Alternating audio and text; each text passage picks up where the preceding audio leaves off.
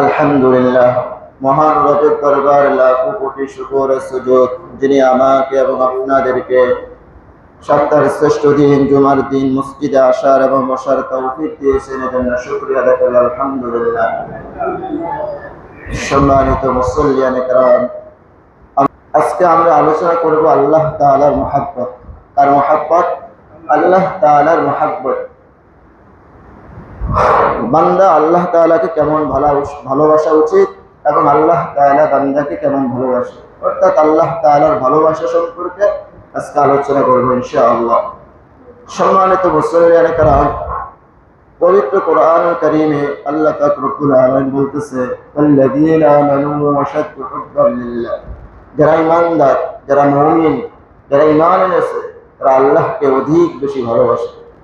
যারা ঈমানদার তারা আল্লাহকে অধিক বেশি ভালোবাসে। তাদের জীবনের চাইতে, তাদের সব কিছুর চাইতে আল্লাহ তাআলাকে ভালোবাসে। যেমন আল্লাহ পাক রব্বুল আলামিন অন্য এক আয়াতে বলতেছেন, কুল ইন কানা আবাউকুম, হে নবী আপনি বলুন, ইন কানা আবাউকুম, যে তোমাদের পিতা, ওয়া আবনাউকুম তোমাদের সন্তান, ওয়া ইখওয়ানুকুম এবং তোমাদের ভাই, ওয়া আজওয়াজুকুম তোমাদের স্ত্রী, ওয়া আশীরাতুকুম এবং তোমাদের গোত্র অর্থাৎ তোমাদের নিকটবর্তী আত্মীয়। কতগুলা কথা বলছে। তোমাদের বাবা, তোমাদের সন্তান, তোমাদের ভাই, তোমাদের স্ত্রী এবং তোমাদের নিকটবর্তী যত আত্মীয় আছে সব। এরপর আল্লাহ বলতেছে, ওয়া আমওয়ালুন ইকতারাফতুমুহা, তোমার সে সম্পদ যা তোমরা অর্জন করেছো, ধন সম্পদ, টাকা পয়সা, এগুলো যা তোমরা কামাই করেছো, অর্জন করেছো, উপার্জন করেছো। ওয়াতিজারাতুন তাখশাউনা কাসাদাহা, সে ব্যবসা, যে ব্যবসা মন্দ হওয়ার ব্যাপারে তোমরা আশঙ্কা করেছো, অর্থাৎ তোমার ব্যবসা বাণিজ্য। এরপর আল্লাহ তাআলা বলতেছে, ওয়া মাসাকিনু তারদাউনাহা, সে বাসস্থান যা তোমরা পছন্দ করেছো, অর্থাৎ তোমার সেসব ঘরবাড়ি যেগুলোকে তোমরা ভালোবাসো। দেখেন আল্লাহ তাআলা কতগুলো কথা বলেছে। প্রথমে বলছে তোমার পিতামাতা, তোমার ভাই, তোমার সন্তান সন্ততি, এরপরে তোমার ভাই, তোমার স্ত্রী, তোমার ব্যবসা বাণিজ্য, তোমার নিকটবর্তী আত্মীয়, তোমার সম্পদ এবং তোমার ব্যবসা বাণিজ্য, তোমার ঘর বাড়ি, এগুলো সবগুলোর চাইতে আহাব্বা ইলাইকুম মিনাল্লাহি ওয়া রাসূলিহি ওয়া জিহাদিন ফি সাবিলিহি, যে এগুলোর চাইতে যতক্ষণ পর্যন্ত আল্লাহ এবং তার রাসূলকে এবং তার পথে জিহাদ করার চাইতে তোমার কাছে অধিক প্রিয় না হবে, ততক্ষণ পর্যন্ত তুমি পূর্ণাঙ্গ মুমিন হতে পারবে। কি বলছে? এগুলোর চাইতে তুমি আল্লাহ এবং রাসূলকে তার পথে জিহাদ করা, এটা আল্লাহ এবং রাসূলকে তার পথে জিহাদ করা চাই বেশি ভালোবাসতে হবে।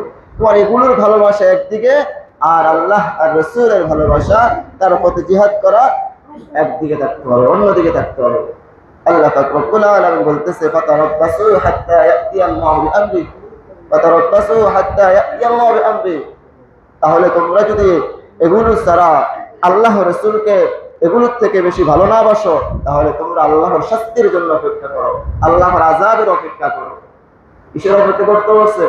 আল্লাহর আযাবের অপেক্ষা করতেছে। তাহলে আমার সব কিছুর চাইতে সন্তান সন্ততি, পিতা মাতা, ভাই বোন, ধন সম্পদ, টাকা পয়সা, সব কিছুর চাইতে ভালোবাসবো কাকে? আল্লাহকে। কাকে ভালোবাসবো? আল্লাহকে ভালোবাসবো। যেমন অনেক হাদিস হযরত আনাস রাদিয়াল্লাহু তাআলা আনহু থেকে বর্ণিত, তিনি বলেন যে রাসূল কারীম সাল্লাল্লাহু আলাইহি ওয়াসাল্লাম বলেছেন, সালাতুন মান কুননা ফীহি, যার মধ্যে তিনটা গুণ রয়েছে, যার মধ্যে তিনটা বৈশিষ্ট্য রয়েছে, ওয়াজাদা বিহিন্না হালাওয়াতুল ঈমান, সে ঈমানের স্বাদ পেয়েছে, সে ঈমানের স্বাদ পেয়েছে। তার মধ্যে এক নাম্বার হলো মান কানা আল্লাহু ওয়া রাসূলুহু আহাব্বু ইলাইহি মিম্মা সিওয়াহুমা, যে দুনিয়ার সব কিছুর চাইতে, যে সে দুনিয়ার সব কিছুর চাইতে আল্লাহ এবং তার রাসূলকে ভালোবাসে, দুনিয়ার সব কিছুর চাইতে আল্লাহ এবং তার রাসূলকে ভালোবাসে। তারা আমরা জানলাম যারা মুমিন, যারা ঈমানদার, তারা আল্লাহকে বেশি ভালোবাসে। কেমন ভালোবাসে? যে তার সন্তান সন্ততি, তার পিতা মাতা, তার ভাই বোন, তার স্ত্রী, তার ধন সম্পদ, তার ব্যবসা বাণিজ্য, ঘর বাড়ি থেকে দুনিয়ার সব কিছুর চাইতে আল্লাহকে বেশি ভালোবাসে। ঠিক না? এরপরে আসুন, আল্লাহকে ভালোবাসলে কি আমাদের কি উপকারিতা হবে, কি ফায়দা হবে, কি লাভ হবে? আল্লাহ পাক রব্বুল আলামিন পবিত্র কোরআনুল কারীমে বলেন, আলা ইন্না আউলিয়া আল্লাহি, যারা আল্লাহর ওলি, যারা আল্লাহর ওলি, আল্লাহর বন্ধু, লা খাউফুন আলাইহিম, তাদের কোনো ভয় নাই, লা খাউফুন, তাদের কোনো ভয় নাই, ওয়ালা হুম ইয়াহজানুন, এবং তারা চিন্তিত হবে না। অর্থাৎ কাল কিয়ামতের যখন বিভীষিকা শুরু হয়ে যাবে, অর্থাৎ তার মৃত্যু অথবা তার মৃত্যুটা যখন কাছাকাছি চলে আসবে, তখন তার কোনো ভয় থাকবে না, তার কোনো চিন্তা থাকবে না, তার কোনো দুঃখ থাকবে না। তিনি বলবেন যে আমার বন্ধু তো আল্লাহ, আমাকে আল্লাহ হেফাজত করবে, আমাকে আল্লাহ মুক্তি দিবেন। তাহলে যারা আল্লাহর বন্ধু, যারা আল্লাহর ওলি, তারা কি, তাদের কোনো চিন্তা নাই, তাদের কোনো দুঃখ নাই, তাদের কোনো ভয় নাই। এরপরে পরের আয়াতে আল্লাহ বলেন, আল্লাযীনা আমানু ওয়া কানু ইয়াত্তাকুন। ওলি কারা? আল্লাহর ওলি কারা? আল্লাহর বন্ধু কারা? তারা হলো ঈমানদার, যারা ঈমান এনেছে এবং আল্লাহকে ভয় করেছে। কি করছে? আল্লাহকে ভয় করেছে, তারা হলো আল্লাহর বন্ধু। এখন আমরা ঈমান তো এনেছি, কিন্তু আল্লাহকে ভয় করি না। আল্লাহকে যদি ভয় করতাম, তাহলে কোনো পাপাচার, কোনো গুনাহের কাজ করতে পারতাম না, কোনো গুনাহের কাজ করতে পারতাম না। কারণ আল্লাহ দুনিয়ার কেউ না দেখুক, আল্লাহ তো দেখে। এই ভয়টা যদি আপনার ভিতরে থাকতো, তাহলে আপনি ভাবতেন যে আমি যতই গুনাহ করি না কেন, যত গোপনে গিয়ে গুনাহ করি না কেন, দুনিয়ার কেউ দেখতেছে না, কিন্তু একজন আমার দিকে তাকায় আছে। কে তাকায় আছে? একজন আমার দিকে তাকায় আছে, আল্লাহ তাকিয়ে আছে। আমি একটা ঘটনা শুনিয়েছিলাম যে এক বুজুর্গ তার তার মুরিদদেরকে বলছে, পরীক্ষা করার জন্য একটা মুরগি দিয়ে বলছে, মুরগিটা জবাই করে নিয়ে আসো। তবে শর্ত হলো দুনিয়ার কেউ যাতে না দেখে, এই মুরগিটা তো জবাই করবা, কেউ যাতে না দেখে। তখন ওই লোক ওই মুরগি, সবাই তার মুরিদরা একটা করে মুরগি নিয়ে গেছে এবং অনেকেই জবাই করে নিয়ে আসছে, কিন্তু একজনে জবাই করে নিয়ে আসতে পারে না। তখন একজনকে জিজ্ঞেস করলো, তুমি কিভাবে জবাই করলা? বললো, হুজুর, আমি নদীর মধ্যে গিয়া, সমুদ্রের মধ্যে গিয়া মুরগিটা জবাই করছে, শুধু আমি ছাড়া আর কেউ দেখে নাই। ভালো। আরেকজনকে জিজ্ঞেস করলো, তুমি কিভাবে জবাই করলা? বললো, আমি মাটি গর্ত করে মাটির ভিতরে ঢুকে তারপর জবাই করেছি, কেউ দেখে নাই। ভালো। তাহলে আরেকজনকে জিজ্ঞেস করলো, তুমি কিভাবে জবাই করছো? বললো, আমি ঘরের ভিতরে ঢুকে সব কিছু বন্ধ করে দিয়ে জবাই করছি, দুনিয়ার কেউ দেখে নাই। আরেকজনকে জিজ্ঞেস করলো, তুমি কিভাবে জবাই করছো? বলে, আমি লোকালয় থেকে, জনপদ থেকে বহু দূরে জঙ্গলের মধ্যে চলে গেছি, সেখানে থেকে জবাই করে নিয়ে আসছি, দুনিয়ার কেউ দেখে নাই। আর যে জবাই করতে পারবে তাকে জিজ্ঞেস করো, তুমি কেন জবাই করতে পারলা না? সে বলল, হুজুর, আমি যখন নদীর মধ্যে গেছি, যখন জবাই করতেছিলাম, তখন আমার মনে হইলো আমার দিকে কেউ একজন তাকিয়ে আছে। কে? আমার দিকে আল্লাহ তাকিয়ে আছে। আমি মুরগি নিয়ে জঙ্গলে চলে গেছি, সেখানে জবাই করতেছিলাম, দুনিয়ার কেউ দেখে না, কিন্তু আমি দেখতেছি আল্লাহ আমার দিকে তাকিয়ে আছে। আমি মাটির মধ্যে ঢুকেছি, সেখানে জবাই করতেছিলাম, দেখতেছি না আমার দিকে আল্লাহ তাকিয়ে আছে। আমি ঘরের মধ্যে ঢুকেছি, সেখানেও দেখতেছি দুনিয়ার কেউ দেখে না, আল্লাহ আমাকে দেখে, তাই আমি জবাই করতে পারি না। বলে সুবহানাল্লাহ। এই হলো আল্লাহর ভয়, এটা হলো মুত্তাকি, এই হলো আল্লাহর বন্ধু। একে আল্লাহর বন্ধু। এরপর আয়াত আল্লাহ বলতেছে, লাকুমুল বুশরা ফিল হায়াতিদ দুনিয়া ওয়া ফিল আখিরাহ, তাদের জন্য রয়েছে সুসংবাদ, দুনিয়ার জীবন এবং আখিরাতের জীবনে তাদের জন্য রয়েছে সুসংবাদ। দুনিয়ার জীবনে তারা কোনো বিপদে পড়বে না, তাদের কোনো অভাব হবে না, এবং আখিরাতেও তারা কোনো দুশ্চিন্তা হবে না, তাদের কোনো ভয় থাকবে না, তাদেরকে আল্লাহ তাআলা জান্নাত দিয়ে দিবেন। পরে অংশ বলে, লা তাবদীলা লিকালিমাতিল্লাহ, আল্লাহর কথার কোনো পরিবর্তন হয় না, আল্লাহ যে ওয়াদা দিয়েছে সেই ওয়াদা পূরণ করবে। যালিকা হুয়াল ফাওজুল আযীম, এটাই সফল কাম, মুমিনের এটাই সফল কাম। এরপর অন্য এক আয়াতে আল্লাহ তাআলা আরো বিস্তারিত বলেছেন, ইন্নাল্লাযীনা ক্বালু রাব্বুনাল্লাহ, নিশ্চয় যারা বলবে আমার রব আল্লাহ, নিশ্চয় যারা বলবে আমার রব আল্লাহ, আমার আল্লাহ আমার রব, তুম্মা ইসতাকামু, অতঃপর এই কথার উপর অটল থাকবে, ইস্তিকামত থাকবে, নড়চড় করবে না, তাতানাজ্জালু আলাইহিমুল মালায়েকা, তার মৃত্যুর সময় ফেরেশতারা তার কাছে এসে হাজির হয়ে যাবে, আর তাকে সান্ত্বনা দিয়ে বলবে, আল্লাহ তাখাফু, তোমার আজকে কোনো ভয় নাই, তুমি ভয় পেও না, তুমি আজরাইলকে দেখে ভয় পেও না, তুমি আজরাইলকে দেখে কি করিও না, ভয় পেও না, ওয়ালা তাহজানু, এবং চিন্তিত হইও না, বলবে, সান্ত্বনা দিতেছে, ওয়া আবশিরু বিল জান্নাতিল্লাতী কুনতুম তুআদুন, এবং সুসংবাদ গ্রহণ করো সেই জান্নাতের সুসংবাদ গ্রহণ করো, যার ওয়াদা তোমাদের সাথে করা হয়েছে, সেই জান্নাতের সুসংবাদ গ্রহণ করো। অর্থাৎ তোমার কোনো চিন্তা নাই, কোনো ভয় নাই, তোমার মৃত্যু হবে তো তোমাকে জান্নাতে নিয়ে যাওয়া হবে। বলেন সুবহানাল্লাহ। এরপরে শুধু এখানে নয়, আরো বলতেছে, নাহনু আউলিয়াউকুম ফিল হায়াতিদ দুনিয়া ওয়া ফিল আখিরাহ, ফেরেশতারা বলতেছে আমরা তোমাদের দুনিয়াতেও বন্ধু ছিলাম, আখিরাতেও তোমাদের বন্ধু থাকবো, আখিরাতেও তোমাদের বন্ধু থাকবো। নাহনু আউলিয়াকুম ফিল হায়াতিদ দুনিয়া ওয়া ফিল আখিরাহ ওয়া লাকুম ফিহা মা তাশতাহি আনফুসুকুম। এবং তোমাদের জন্য রয়েছে, কি রয়েছে? তোমাদের জন্য রয়েছে তোমরা যা চাইবে তোমাদের মন তাই পেয়ে যাইবা, তাই পাইবা। মন যা চাইবো তাই পাইবা। ওয়ালাকুম ফিহা মা তাত্তাউন। এবং যাই প্রার্থনা করবা, মনে মনে প্রার্থনা করতেছ, এই ফলটা যদি খাইতে পারতাম, এটা যদি খেতে পারতাম, এটা যদি করতে পারতাম, সামনে সাথে সাথে তোমার সামনে হাজির হয়ে যাবে। নুজুলাম মিন গফুরির রহিম। এটা ক্ষমাশীল, করুণাময়, দয়াময় আল্লাহর মেহমানদারি। আরে দুনিয়ার সামান্য লোকের মেহমানদারি কত ভালো হয়। একজন এমপি মন্ত্রীর মেহমানদারি স্পেশাল ভাবে হয়। সে যদি আপনাদেরকে একদিন দাওয়াত দিয়ে খাওয়ায়, সবাই যাবেন, কেউ না গেলে সবাই যাবো যে আজকে এমপি সাহেব মেহমানদারি করবে, তার মেহমানদারি অবশ্যই ভালো হবে। সাধারণ একজন মানুষ থেকে এমপি সাহেবের মেহমানদারি একটু ভালোই তো হবে নাকি? এই আশায় সবাই যাবেন। কিন্তু যেখানে দুনিয়ার বাদশাহ, আখিরাতের বাদশাহ, বিশ্ব জগতের প্রতিপালক, তিনি মেহমানদারি করবেন কাল কিয়ামতের ময়দানে, তার মেহমানদারি কেমন হয়ে যাবে? নুজুলাম মিন গফুরির রহিম। এটা ক্ষমাশীল, করুণাময় আল্লাহর পক্ষ থেকে মেহমানদারি শুরু। তাহলে যারা আল্লাহর বন্ধু, আল্লাহকে ভালোবাসবে, তাদের কোনো ভয় থাকবে না, চিন্তা থাকবে না। এরপরে অন্য আয়াতে বলতেছে, ইয়া আইয়াতুহান নাফসুল মুতমাইন্নাহ, হে প্রশান্ত আত্মা, হে পবিত্র আত্মা, ইরজিই ইলা রাব্বিকি রাদিয়াতাম মারদিয়া। তুমি এমন ভাবে ফিরে আসো, তোমার রবের দিকে এমন ভাবে ফিরে আসো যেন তুমি তার প্রতি সন্তুষ্ট এবং তিনিও তোমার প্রতি সন্তুষ্ট। এমন ভাবে তার দিকে ফিরে আসো। ফাদখুলি ফি ইবাদি, এবং আমার বান্দাদের সাথে জান্নাতে প্রবেশ করো, আমার বান্দাদের মধ্যে শামিল হয়ে যাও। তার বান্দাদের মধ্যে শামিল হয়ে যাও মানে তার বান্দাদের মধ্যে যারা জান্নাত পেয়ে গেছে, যারা জান্নাত পেয়ে গেছে তাদের মধ্যে তুমি শামিল হয়ে যাও। ওয়াদখুলি জান্নাতি ওয়াদখুলি ফি ইবাদি ওয়াদখুলি জান্নাতি, এবং আমার জান্নাতে প্রবেশ করবে। সুবহানাল্লাহ। তার শেষ ঠিকানা হবে কোথায়? জান্নাতে। শেষ ঠিকানা হবে কোথায়? জান্নাতে। এরপরে আসুন আল্লাহ তাআলাকে ভালোবাসা, কেমন ভালোবাসা উচিত। হযরত ইব্রাহিম আলাইহিস সালামকে আল্লাহ তাআলা যখন খলিলুল্লাহ উপাধি দিলেন, কি উপাধি দিলেন? খলিলুল্লাহ, খলিল, খলিল অর্থ বন্ধু, বন্ধু খলিলুল্লাহ উপাধি দিলেন। তখন ফেরেশতারা কানাঘুষা করতে লাগলো যে আজরের ছেলেকে আল্লাহ তাআলা বন্ধু বানাইল, আজরের ছেলেকে আল্লাহ তাআলা খলিলুল্লাহ উপাধি দিল।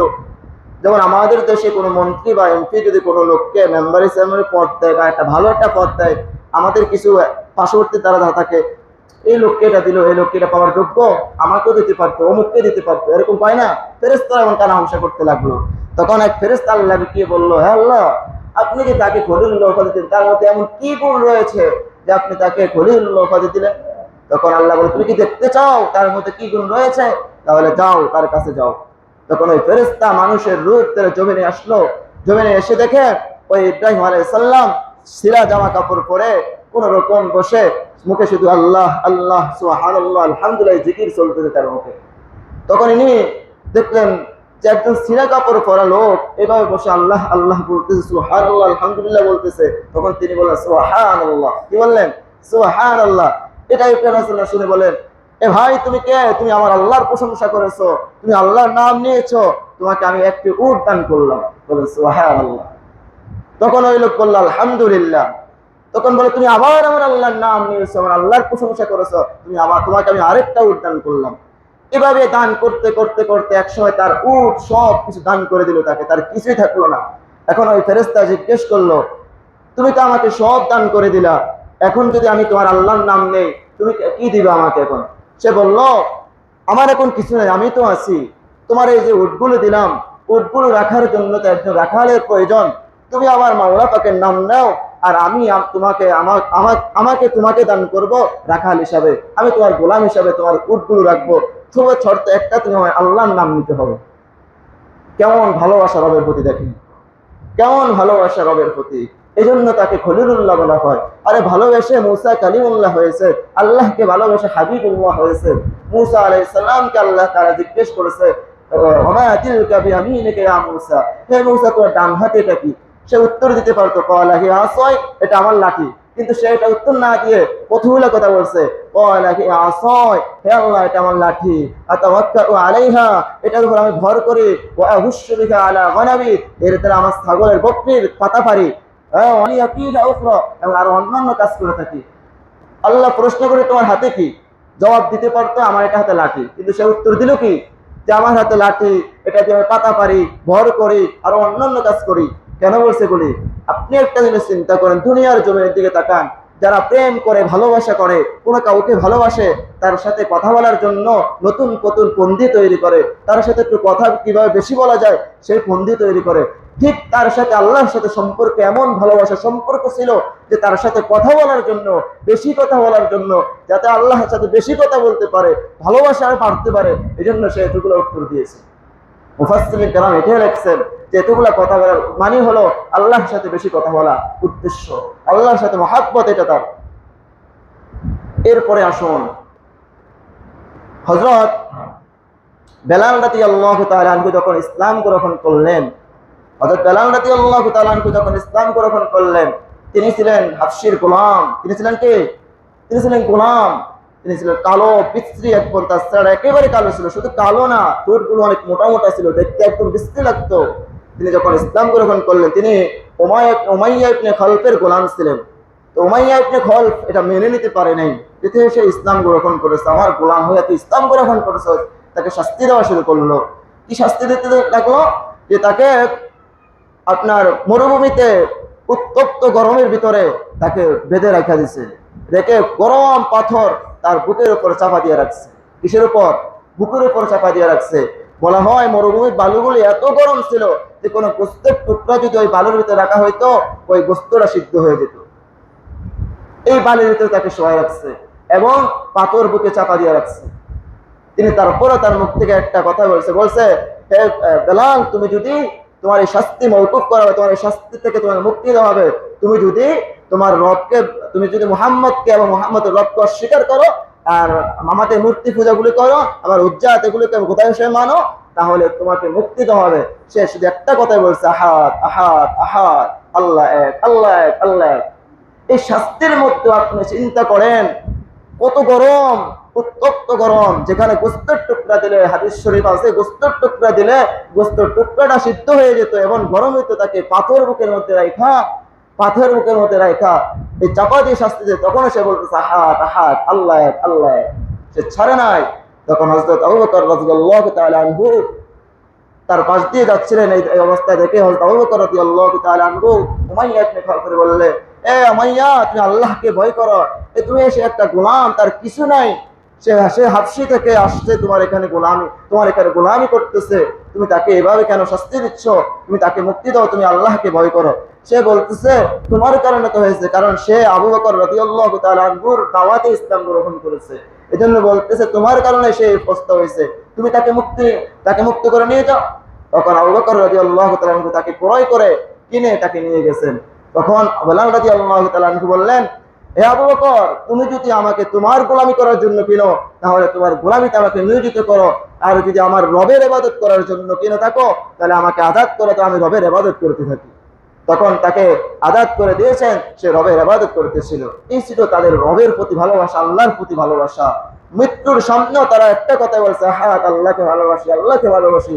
কিন্তু আমার আপনার মৃত্যু তো দূরের কথা, সামান্য একটু অজুহাত দেখি আল্লাহর নামাজ পড়ি না, আল্লাহর হুকুম নামাজ পড়ি না, যাকাত আদায় করি না, রমজান মাসে রোজা রাখি না, ফরজ ইবাদতগুলো আদায় করি না, এই সামান্য একটু অজুহাত দেখিয়ে, আর তারা মৃত্যুর সামনেও বলছে আহাদ আহাদ আহাদ, আল্লাহকে ভালোবাসি, আল্লাহ এক, আল্লাহ এক। কিন্তু আমার আপনার সামনে যদি মৃত্যু নিয়ে আসে, আমার আপনাকে যদি বলে তোমার গর্দান উড়িয়ে দেওয়া হবে, তুমি আল্লাহকে অস্বীকার করো, তখন আপনি ঠিকই ওই মৃত্যুর ভয়ে আল্লাহকে অস্বীকার করবেন। আপনার আমার ঈমান এত দুর্বল। এজন্য আল্লাহ তাআলা বুঝার তৌফিক দান করুক। এরপর